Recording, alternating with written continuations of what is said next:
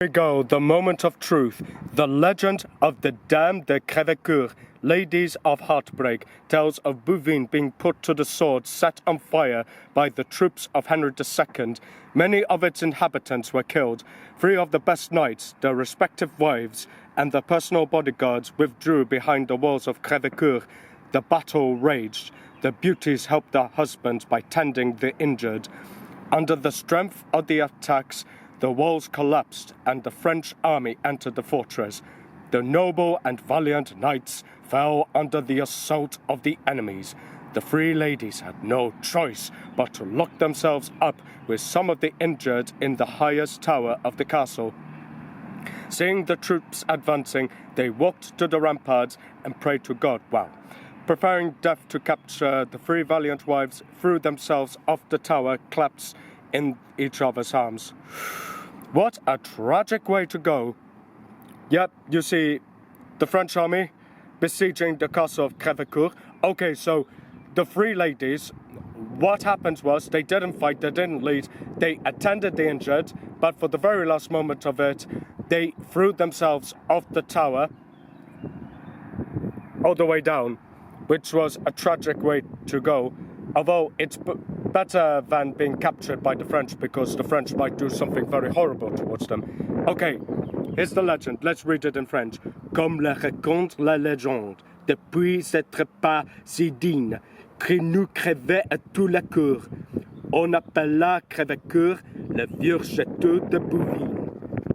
Okay, this is the outer part of the keep. Yeah, where I just went, I went from there, up the stairs, all the way here, so that I could see the perspective outside the castle keep.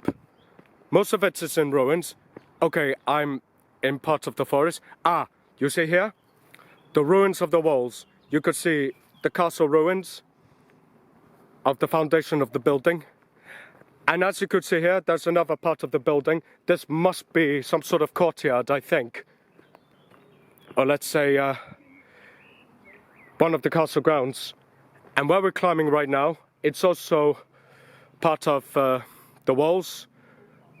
But you see the ruins of rocks, which have collapsed during the demolition in 1672.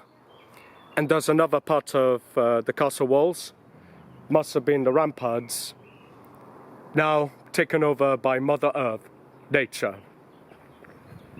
And here we go. Right, well, my friends, that will be all for today's video, especially when it comes to visiting the castle of Crevecoeur. And I have to say, I've really enjoyed it, especially connecting towards nature and visiting old ruins of medieval castles like this one. Of course, this is one of the very few, one of many medieval castles in ruins across Belgium.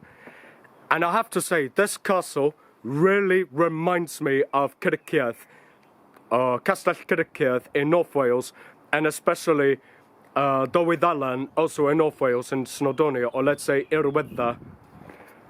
And of course, as a Welsh speaker, well, second language Welsh speaker after English, I have to say it's very important to know history just as much as, you know, learning from the mistakes. I mean, learning history is all about learning from the mistakes we made, and also for what generations have done to shape the country, or even to shape the land within Europe and also across the world, especially here in Belgium. Right now, I'm gonna have to say thank you very much, and hopefully you enjoyed the video. Have a nice day.